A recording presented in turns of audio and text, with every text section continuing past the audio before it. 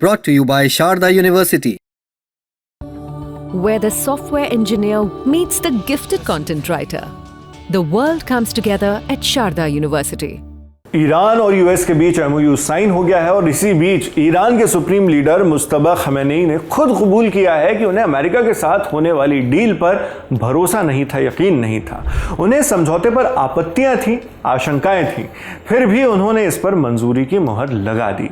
अब सवाल है कि आखिर ऐसा हुआ क्या कि ईरान का सबसे ताकतवर शख्स अपने संदेहों के बावजूद अमेरिका के साथ अग्रीमेंट के लिए तैयार हो गया। और इस कहानी का सबसे दिलचस्प हिस्सा यह भी है कि इस डील से ईरान नहीं बल्कि अमेरिका का सबसे करीबी दोस्त इजराइल परेशान दिखाई दे रहा है। इतना परेशान कि अमेरिकी उपराष्ट्रपति जेडी वैंस को सार्वजनिक तौर पर बयान देना पड़ा है।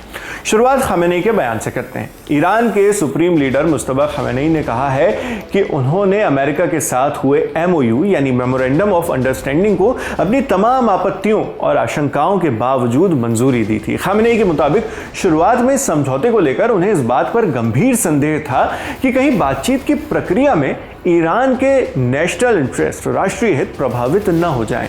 लेकिन बाद में राष्ट्रपति मसूद पेजेश्कियान और राष्ट्रीय सुरक्षा परिषद के वरिष्ठ अधिकारियों ने उन्हें भरोसा दिलाया कि ईरान के अधिकारों और रणनीतिक हितों की रक्षा की जाएगी। इसी भरोसे के बाद खामेनी ने इस समझौते को मंजूरी दी, यानी मंजूरी मिली लेकिन आंख मूंद कर नहीं। यहीं से पहला बड़ा सवाल खड़ा होता है कि आखिर अमेरिका और ईरान के बीच ऐसा क्या बदल गया कि बातचीत और नेगोशिएशंस के रास्ते खुल गए। इसे समझने के लिए थोड़ा पीछे चलना होगा। हालांकि यहाँ यह समझना भी जरूरी है कि यह कोई अंतिम समझौता या फाइनल एग्रीमेंट नहीं है, यह एक एमओयू है, यानी एक ऐसा ढांचा जिसके आधार पर आगे डिटेल में बातचीत तय होनी है। यानी अभी मंजिल मिली नहीं है, सिर्फ रास्ता तय हुआ है और इसी रास्ते ने एक नए विवाद को जन्म दे दिया है जो कि इजराइल से जुड़ा है। इजराइल की चिंता सिर्फ इस एमओयू को लेकर नहीं है, उसकी चिंता उस भविष्य को लेकर है जो इस एग्रीमेंट के बाद पैदा हो सकता है। इजराइल लंबे वक्त से कहता रहा है कि ईरान का न्यूक्लियर प्रोग्राम उसके अस्तित्व पर यानी इजराइल के अस्तित्व के लिए सबसे बड़ा खतरा है।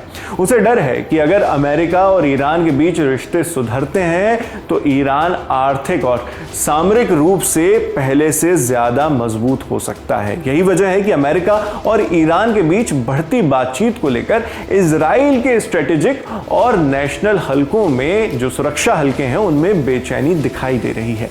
इजराइल के इस घबराहट पर अमेरिका की तरफ से बयान भी आया है। उपराष्ट्रपति जेडी वैंस ने कहा है कि इजराइल को यह समझना चाहिए कि डोनाल्ड ट्रंप उनके सबसे बड़े सहयोगी हैं। वैंस ने यह भी कहा कि इजराइल को भी इस शांति प्रक्रिया का सम्मान करना होगा। उन्होंने साफ शब्दों में कहा कि लेबनान में आम नागरिकों पर हमले किसी भी सूरत में बर्दाश्त नहीं किए जाएंगे। अमेरिकी उपराष्ट्रपति के इन सभी बयानों से यह साफ हो जाता है कि अमेरिका की नजर इस समय ईरान के मिसाइल प्रोग्राम पर, उसके न्यूक्लियर कामों पर, लेबनान से जुड़े नियमों पर और पूरे इलाके में शांति बनाए रखने की कोशिशों पर बनी हुई है। पूरा इलाका यानी वेस्ट एशिया की बात यहां पर हो रही है। तस्वीर उतनी सीधी नहीं है जितनी पहली नजर में दिखाई देती है। अमेरिका ईरान से बातचीत भी करना चाहता है लेकिन उस पर नजर भी बनाए रखना चाहता है। वहीं इजराइल इस बातचीत में मौके कम और खतरे ज्यादा देख रहा है। ऐसे में तीनों देशों के हित एक दूसरे से टकराते भी हैं और कई जगह मिलते भी हैं। और वैसे भी राजनीति में कहा जाता है कि स्थायी दोस्त या स्थायी दुश्मन नहीं होते, सिर्फ स्थायी हित होते हैं, नेशनल इंटरेस्ट। आज अमेरिका, ईरान और इजराइल की कहानी उसी कहावत को फिर से सच साबित करती दिखाई दे रही है, क्योंकि जो देश कल तक एक दूसरे के खिलाफ खड़े थे वो आज बातचीत कर रहे हैं, समझौता कर रहे हैं, और जो देश एक साथ खड़े थे उनमें अब मतभेद साफ जाहिरी तौर पर नजर आ रहे हैं।